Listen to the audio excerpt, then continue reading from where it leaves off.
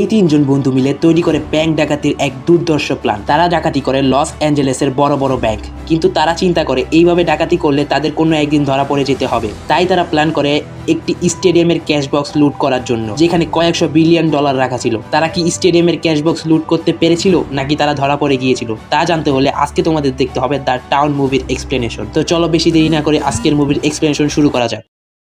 মুভির শুরুতে আমরা দুজন পুলিশ অফিসারকে দেখতে পাই। সেই দুজন পুলিশের কাজ ছিল শহরের প্রত্যেকটা ব্যাংকের টাকা ডিপোজিট করা।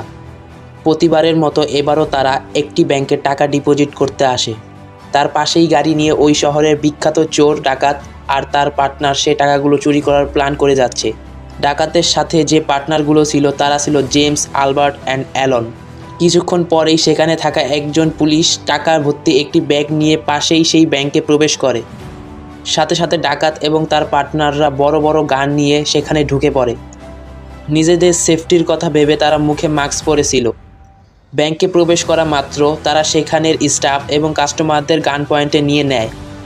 তারপর তারা সকলের কাছ থেকে একে একে ফোন কেড়ে নিয়ে পানি ভর্তি একটি জারের ভেতর সেগুলো ফেলে দেয়, যেন কেউ পুলিশের সাথে যোগাযোগ করতে না পারে। এরপর তারা ব্যাংকের লকারে সব টাকা লুট করে নেয়, কিন্তু এতেও তাদের মন ভরে না, যার কারণে তারা সেখানকার ম্যানেজারকে কেসিংয়ে করে ধরে নিয়ে আসে। সেখানে থাকা একটি বড় লকার ম্যানেজারকে ওপেন করতে বলে। উপায় না পেয়ে ম্যানেজার তাদেরকে সেই লকার ওপেন করে দেয়। ডাকাতরা তখন লকারটি খুলতেই তাদের ব্যাগে সব টাকা ভরে নেয়। অন্যদিকে ডাকাতের সহকারীরা ব্যাংকে থাকা সব কম্পিউটারে হার্ড ডিস্ক জ্বালিয়ে দেয়, যেন সিসি ক্যামেরায় কোনো ফুটেজ পুলিশের হাতে না পড়ে। ওদিকে ব্যাংকের ম্যানেজার কেসি একটু চালাকি করে নিজের পা দিয়ে একটি সেফটি অ্যালার্ট বাজিয়ে দেয়, কিন্তু ডাকাতরা মনে করে কেসির পাশে শুয়ে থাকা ব্যক্তিটি সেই অ্যালার্ম বাজিয়েছে, যার কারণে ডাকাতরা তাকে মারতে শুরু করে। এরপর ডাকাত এবং তার দলবল মিলে পুরো ব্যাংক সাফাই করে দেয়, এমনকি ফিঙ্গারপ্রিন্ট মুছে ফেলার জন্য পুরো ব্যাংকে এক প্রকার কেমিক্যাল ছড়িয়ে দেয়। আর এই ফাঁকে ব্যাংকের ম্যানেজার কেসি জেমস এর গলায় একটি ট্যাটু দেখে ফেলে। আর সব কাজ শেষে তাদের পালানোর সময় হয়ে যায়, কিন্তু তারা তাদের সেফটির জন্য ব্যাংকের ম্যানেজার কেসিকে সাথে নিয়ে নেয়, যেন কোনো প্রশাসন যদি তাদের ওপর অ্যাটাক করে তাহলে ব্যাংকের ম্যানেজারকে আটক হিসেবে দেখিয়ে তারা পার হয়ে যেতে পারে। তো যাই হোক, তারা ব্যাংক থেকে বের হয়ে যায়। তখন তারা নিজেদের বিপদমুক্ত মনে করে। এরপর তারা কেসিকে মুক্ত করে দেয়। তবে এরপরই শুরু হয় আসল কাহিনী। ব্যাংক লুট হওয়া এই কেস তদন্ত করার জন্য অ্যাডাম নামের একজন ডিটেকটিভ এই শহরে চলে আসে। এই শহরের নাম ছিল চার্লস টাউন। ডিটেকটিভ জানতে পারে চার্লস টাউন নামের এই শহরে চুরি খুন অতি সাধারণ একটি বিষয়, যার কারণে এফবিআই টিম শহরের সকল ক্রিমিনালদের উপর খুব ক্ষেপেছিল। এরপর চুরির তদন্ত করার জন্য অ্যাডাম ব্যাংকে প্রবেশ করে, কিন্তু অ্যাডাম সেখানে গিয়ে আশ্চর্যভাবে চোরের কোনো চিহ্নই খুঁজে পায় না। একটু পরে খবর আসে শহরের পাশে ডাকাত দলের সেই গাড়িটি খুঁজে পাওয়া গেছে, কিন্তু ডাকাতগুলো বোকা ছিল না, কারণ পালানোর সময় তারা গাড়িতে আগুন লাগিয়ে দিয়ে গেছে, যেন পুলিশ কোনো ক্লুই খুঁজে না পায়। সেদিন ব্যাংকে থাকা কোনো কাস্টমার ডাকাতদের সম্পর্কে কিছু বলতে পারছিল না, কারণ ডাকাতরা মুখে মাস্ক পরেছিল। এরপর পুলিশ ব্যাংকের ম্যানেজার কেসিকে ডাকাত সম্পর্কে অনেক প্রশ্ন করতে থাকে, কিন্তু কেসি সেদিন ডাকাতের গলায় যে একটি ট্যাটু দেখেছিল সে সম্পর্কে পুলিশকে কোনো তথ্যই দেয় না, কারণ সে ভাবতে থাকে যদি ডাকাত দলের সম্পর্কে পুলিশকে কিছু বলে দেয় তাহলে ডাকাতরা হয়তো তাকে মেরে ফেলবে। এরপর সিন শিফট হয়। ডাকাত এবং তার সহকর্মীরা সেফ হাউসে বসে মিটিং করছিল। সেখানে জেমস বলে, আমি কেসির ড্রাইভিং লাইসেন্স নিয়ে এসেছি এবং এই ড্রাইভিং লাইসেন্স অনুযায়ী আমি বুঝতে পারি কেসি আমাদের বাড়ির পাশেই থাকে। জেমস তখন বলে, এই মেয়ে যদি আমাদের সম্পর্কে পুলিশকে বলে দেয় তাহলে আমরা চরম বিপদে পড়ব। তার চেয়ে ভালো কেসিকে যদি আমরা হত্যা করে ফেলি তাহলে আর আমাদের কোনো পথের কাঁটা থাকবে না। কিন্তু ডাকাত জেমস কথায় দ্বিমত পোষণ করে। সে বলে, আমরা এমনিতেই বিপদে আছি, তারপরও যদি আরও কোনো মেয়েকে খুন করে বসি তাহলে এটার জন্য আরও বড় সমস্যায় পড়তে হবে। জেমস বলে, এখন হয়তো আমরা কেসির উপর নজর রাখতে পারি। সে যদি কখনো কোনো উল্টাপাল্টা কথা বলে দেয় তাহলে আমরা কেসির উপর স্টেপ নিতে পারবো। ডাকাতদের কথা শেষে তারা ব্যাংক লুটের টাকাগুলো নিজেদের মধ্যে ভাগাভাগি করতে শুরু করে। এরপর তারা বাইরে কিছু লোককে টাকা দেয়, কারণ ডাকাতির সময় তারা তাদেরকে সহযোগিতা করেছিল। এমনকি তাদের এলাকাতে থাকা ফেগি নামের একটি মাফিয়াকেও তারা টাকা দেয়। এরপর তারা একটি বারে গিয়ে জুয়া খেলতে শুরু করে। সেখানে ডাকের সাথে ক্রিস্টা নামের এক মেয়ের দেখা হয়। সম্পর্কের দিক থেকে ক্রিস্টা জেমসের বোন ছিল। একটা সময় ডাকের সাথে ক্রিস্টার গভীর রিলেশনশিপ ছিল, কিন্তু সময়ের ব্যবধানে তাদের মধ্যকার সময় দ্রুত বেড়ে চলেছে। এখান থেকে সিন শিফট হয়। দেখা যায় এবার ডাক নামের একটি ডাকাত কেসির ওপর নজর রাখতে শুরু করে। কেসির পিছু করতে করতে ডাক একটি লন্ড্রি হাউসে চলে আসে। এমনকি সে কেসির সাথে বন্ধুত্ব করার জন্য অনেক চেষ্টা করতে থাকে। কথায় কথায় ডাক কেসিকে ডিনারের অফার দেয়। এক পর্যায়ে ডাকের এই অফারে কেসি রাজি হয়ে যায়। সেই দিন ডিনারের সময় ডাক কেসিকে নিজের সম্পর্কে বলতে থাকে। সে কেসিকে বলে, আমি একটা কনস্ট্রাকশন কোম্পানিতে জব করি, যেখানে সকাল থেকে সন্ধ্যা পর্যন্ত আমাকে ডিউটিতে থাকতে হয়। কেসি তখন নিজের সম্পর্কে বলতে থাকে। সে বলে, আমি একটা ব্যাংকের ম্যানেজার হিসেবে আছি। কিছুদিন আগে আমাদের ব্যাংকে একটি ডাকাতি হয়েছে। কেসির কাছ থেকে ডাকাতির পুরো ঘটনা শোনার পর ডাক বুঝতে পারে কেসি আসলেও কাউকে চিনতে পারেনি। তাই কেসিকে নিয়ে তারা যে ভয় পেয়েছিল সেটি অবসান ঘটে। পরের সিনে আমরা দেখতে পাই ডাক জেমসকে বলতে থাকে, কেসিকে নিয়ে আমাদের কোনো টেনশন নেই, কারণ আমাদের কাউকে কেসি চিনতে পারেনি। একটু পরেই দেখা যায় ব্যাংক ডাকাতির তদন্তে আসা সেই ডিটেকটিভ একজন লোককে উড়াধুরা পেটাচ্ছে। এ সময় জানা যায় সেদিন ব্যাংকের সেফটি অ্যালার্মে সিস্টেম নষ্ট করে রাখা ছিল। তার কারণে অ্যাডাম সে ব্যাংকের সিকিউরিটিদের সাথে কথা বলতে যায়। সিকিউরিটির কাছ থেকে সে জানতে পারে ওই অ্যালার্মটি ভ্যালকম নামের কোম্পানি ছাড়া আর কেউ নষ্ট করতে পারে না, কারণ এই অ্যালার্মটি খুব অ্যাডভান্স টেকনোলজি দিয়ে তৈরি করা ছিল। আর এই অ্যালার্মটি সম্পর্কে শুধুমাত্র ওই কোম্পানি জানতো। যার কারণে অ্যাডাম এইবার সেই ভ্যালকম কোম্পানির সকল সদস্যদের নিয়ে তদন্ত শুরু করে। কিছুদিনের মধ্যেই অ্যাডাম জানতে পারে যেদিন ব্যাংকের ডাকাতি হয়েছিল সেদিন ভ্যালকম কোম্পানির একজন সদস্য ছুটিতে ছিল। অ্যাডাম আরও গভীরে তদন্ত করতে শুরু করে, আর এরপর সে জানতে পারে শহরের যে কোনো ব্যাংক ডাকাতির সময় এই এমপ্লয়ি ছুটিতে থাকে। আসলে ভ্যালকম কোম্পানির এই সদস্য ছিল ডাকাতদের বন্ধু অ্যালডেন। অ্যালডেন হ্যাকিংয়ে খুবই এক্সপার্ট ছিল। পরের সিনে দেখা যায় ডাক আর কেসি একটি রেস্টুরেন্টে বসে আছে। সেখানে কেসি ডাককে বলে, সেদিন ব্যাংক ডাকাতির সময় আমি একজন ডাকাতের গলায় ট্যাটু দেখেছিলাম, কিন্তু আমি এই বিষয়ে পুলিশকে জানাইনি, কারণ আমি কোনোভাবে বিপদে পড়তে চাই না। তখন ডার্ক বলে, তুমি যা করেছো ঠিক করেছো। আর এ সময় তাদের দুজনের মুখে হাসি দেখে বোঝা যাচ্ছিল তারা একে অপরের প্রতি প্রেমে পড়েছে। একটু পরে কেসির বাড়ি যাওয়ার সময় ডাককে বলে, আমি প্রতিদিন বাড়ি যাওয়ার সময় ভিন্ন ভিন্ন রাস্তা ব্যবহার করি, কারণ এই রাস্তায় আমাকে কিছু গুন্ডা প্রতিদিন বিরক্ত করে। যার কারণে ডার্ক কেসিকে বাড়িতে রেখে আসে। তারপর সে জেমসকে নিয়ে সেই গুন্ডাগুলোর বাড়িতে যায়, যারা কিনা কেসিকে রাস্তায় বারবার বিরক্ত করতো। গুন্ডাগুলো যখনই তাদের রুমের দরজা খোলে, সাথে সাথে ডার্ক আর জেমস তাদের উড়াধুরা মারতে শুরু করে। জেমস তখন তার পিস্তল বের করে একজনের পায়ে গুলি করে দেয়, কিন্তু এত কিছুর পরেও জেমস জানতো না যে তারা কেন এই গুন্ডাগুলোকে পেটাচ্ছে, কারণ ডার্ক চাইতো না কেসি আর তার রিলেশনের বিষয়টা আর কেউ জানুক। এরপর একদিন ডার্ক আর কেসি একটা রেস্টুরেন্টে বসেছিল। হঠাৎ সেখানে জেমস চলে আসে। জেমসের আশায় ডার্ক ভয় পেয়ে যায়, কারণ জেমসের গলায় থাকা সেই ট্যাটু যদি কেসি দেখে ফেলে তাহলে সবাই ধরা খেয়ে যাবে। আর যার কারণে ডার্ক জেমস এর গলায় হাত রেখে সেখান থেকে চলে যায়। রাতে ডার্ক যখন বাসায় ফেরে সে দেখতে পারে জেমস তার উপর খুবই রেগে আছে। জেমস বলে, তুমি এমন এক মেয়ের সাথে ঘোরাফেরা করছো যে কিনা যে কোনো সময় আমাদের জীবনের কাল হয়ে দাঁড়াতে পারে। ডার্ক তখন জেমসকে বলে, কেসি আমাদের সম্পর্কে কিছুই জানে না।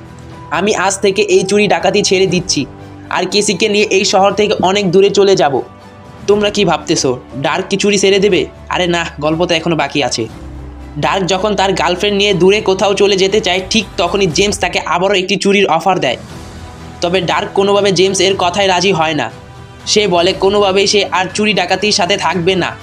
জেমস তখন তাকে বলে, আমি কেসি সম্পর্কে কাউকে কোনো কিছু বলবো না, কিন্তু তোমাকে এই চুরি করতেই হবে। তবে এবার জেমসের এই কথা শুনে ডার্ক আবারও রাজি হয়ে যায়। তবে এবার তারা কোনো ব্যাংক ডাকাতি করছে না, এবার তারা টাকা ভর্তি একটা গাড়ি চুরি করবে। আর এই চুরির প্রস্তুতি নিতে তারা প্রথমে একটি সেলুনে যায় এবং সেখান থেকে চুল সংগ্রহ করে। এরপর তারা তাদের হাত ভালোভাবে স্যানিটাইজ করে, যেন কোনোভাবেই তাদের ফিঙ্গারপ্রিন্ট না থাকে। তারা যেখানে চুরি করতে যাবে সেখানে আগে থেকেই তারা সব কিছু নজর রেখেছিল। এরপর যখনই টাকা ভর্তি গাড়িটি বাইরে বের হয়ে আসে, ঠিক তখনই ডার্ক একজন গার্ডকে গান পয়েন্টে নিয়ে নেয়, আর অন্যদিকে জেমস সেই গাড়ি থেকে টাকার ব্যাগগুলো তাদের গাড়িতে তুলে নেয়। কিন্তু হঠাৎ করে একজন গার্ড অ্যালডেনকে তাদের গান পয়েন্টে নিয়ে নেয়। ঘটনা এবার পুরোপুরি তাদের প্ল্যানিংয়ের বাইরে চলে যায়। জেমস তখন কোনো কিছুই না ভেবে সেই গার্ডকে গুলি করে হত্যা করে ফেলে। এরপর তারা টাকা ভর্তি সেই ব্যাগগুলো নিয়ে গাড়িতে উঠে বসে। সঙ্গে সঙ্গে সেখানে পুলিশ চলে আসে। জেমস তখন রীতিমতো পুলিশের উপর গুলি চালাতে শুরু করে। তখন অ্যালবার্ট তার ড্রাইভিং স্কিলকে কাজে লাগিয়ে গাড়িকে বিমানের গতিতে শহরের ফাঁকা গলিগুলোর মধ্য দিয়ে চক্কর কাটতে থাকে। একটু পরেই তারা একটি ফাঁকা জায়গায় গিয়ে তাদের গাড়ি পরিবর্তন করে ফেলে, পাশাপাশি তাদের সেই পুরনো গাড়িটিকে আগুন লাগিয়ে দেয়। এরপর তারা তাদের নতুন গাড়িটি নিয়ে আবারও পালাতে শুরু করে। ওদিকে ডিটেকটিভ অ্যাডাম এই চুরির খবর পেয়ে যায় আর শহর থেকে বেরোনোর একমাত্র ব্রিজ সে বন্ধ করে দেয়। কিন্তু অ্যালবার্টের ড্রাইভিং স্কিল এই সব কিছুর ঊর্ধ্বে ছিল। ব্রিজ বন্ধ করার আগেই অ্যালবার্ট রকেটের গতিতে শহরের বাইরে বেরিয়ে যায়। রাস্তায় তারা সেই সেলুন থেকে নেওয়া চুলগুলো ছড়িয়ে ছিটিয়ে রেখে যায়, যেন পুলিশ এই চুলগুলো কুড়িয়ে ভুলভাল ডিএনএ তথ্য পায়। তবে শহরের বাইরে যেতেই একজন পুলিশ তাদেরকে দেখে ফেলে, কিন্তু পুলিশ তাদেরকে কিছুই করে না, কারণ সেই পুলিশের কাছে কোনো অস্ত্র ছিল না।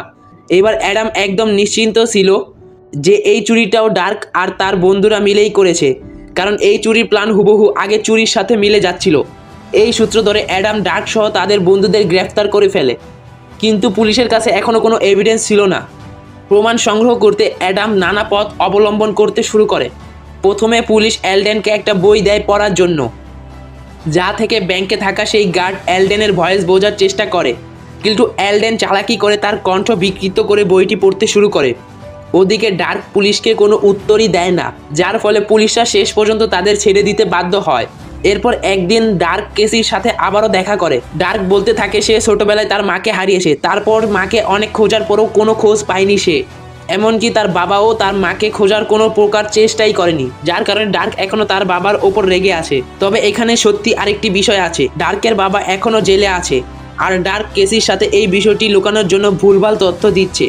তো যাই হোক, ওদিকে কেসি তার জব ছেড়ে দেয়। ডার্ক তখন কেসিকে খুবই দামি একটি নেকলেস গিফট করে, যা থেকে কেসি খুব খুশি হয়ে যায়। ডার্ক তখন তাকে বলে, আমি এই শহর ছেড়ে চলে যাচ্ছি, তুমি চাইলে আমার সাথে যেতে পারো। কেসি তখন ডার্কের এই প্রস্তাবে রাজি হয়ে যায়। এরপর অ্যাডাম ব্যাংক ডাকাতির কেসের জন্য কেসিকে ডেকে পাঠায়।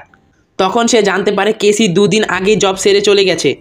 এরপর থেকে অ্যাডাম কেসিকে সন্দেহ করতে শুরু করে, কারণ সেদিন ডাকাতরা কেসিকে কিডন্যাপ করে নিয়ে যাওয়ার পরও কেসির কোনো ক্ষতি করেনি, এমনকি সে এখন জব ছেড়ে চলে গেছে।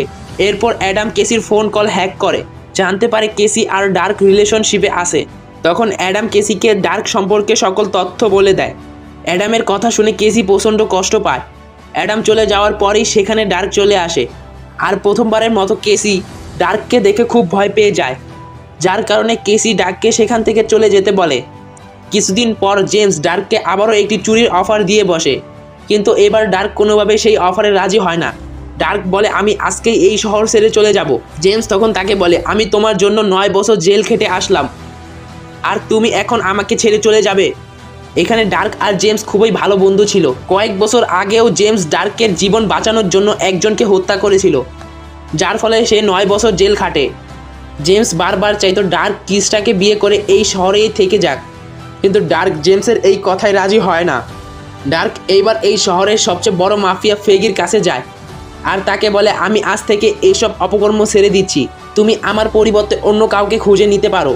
কিন্তু ফেগি তো আগে থেকেই জানে ডার্কের মতো নিখুঁত প্ল্যানিং আর কেউ করতে পারবে না। ফেগি তখন তাকে বলে, আজ থেকে 20 বছর আগে তোমার বাবা আমার ড্রাগের বিজনেস দেখতো, কিন্তু একদিন সে তোমার মতো সব ছেড়ে তোমার মাকে নিয়ে এই শহর ছেড়ে চলে যেতে চায়, যার কারণে আমি তোমার মাকে ড্রাগ সেবনের ওস্তাদ বানিয়ে দেই, যার ফলে অতিরিক্ত ড্রাগ নেওয়ার কারণে সে একদিন গলায় দড়ি দিয়ে মারা যায়। আমি জানি তুমিও একটা মেয়েকে খুব ভালোবাসো, আমি সেই মেয়ের পরিচয় খুব ভালো করেই জানি, আর তুমিও যদি এই প্ল্যান করতে থাকো তাহলে তোমার মার মতো তোমার গার্লফ্রেন্ডের অবস্থা খারাপ হয়ে যাবে। ফেগির এসব কথা শুনে ডার্ক আগুনের মতো দাউ দাউ করে জ্বলতে থাকে, কিন্তু ফেগির পাশে তার এক পার্টনার বন্দুক নিয়ে বসে থাকার জন্য সে সেদিন কিছুই করতে পারে না। এরপর ডার্ক আবারও কেসির কাছে আসে, সে তার জীবনের সকল সত্য ঘটনা কেসির কাছে বলে দেয়। ডার্ক তাকে বলতে থাকে সে কিভাবে বিপদে পড়ে এইসব অবৈধ কাজে পা দিয়েছে। সে আবারও বলে, আমি আরও একটা কাজ শেষ করতে যাচ্ছি, কাজ শেষে আমি অবশ্যই তোমার কাছে ফিরবো। ডার্ক আবারও ফেগির সাথে চুরি করার কাজে রাজি হয়ে যায়। ফেগি সেখানে বলে কিছুদিনের মধ্যে স্টেডিয়ামে খেলা শুরু হবে, আর সেখানে $3 মিলিয়ন একটা ধান্দা করা যাবে।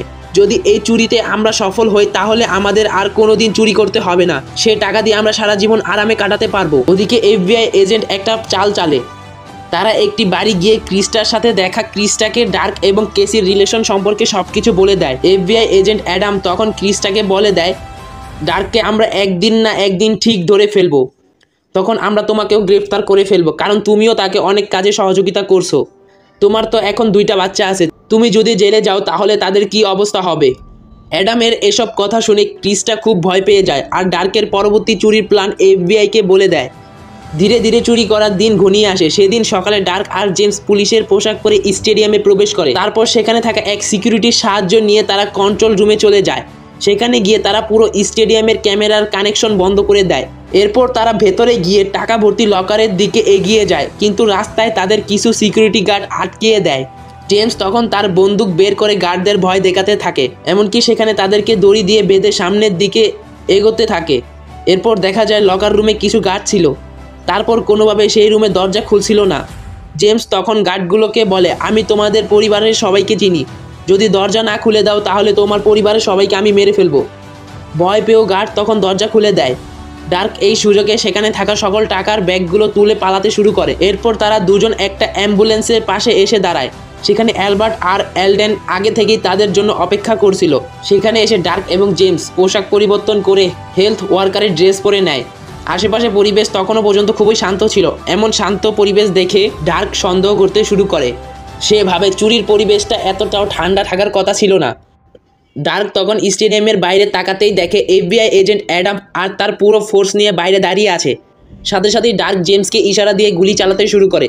ডার্ক তখন স্টেডিয়ামের বিপরীতে ফায়ার করতে শুরু করে, কিন্তু সেখান থেকেও কিছু পুলিশ তাদের উপর হামলা করে দেয়, যা দেখে তারা বুঝতে পারে এবার পুলিশরা তাদেরকে চারদিক থেকে ঘিরে ফেলেছে।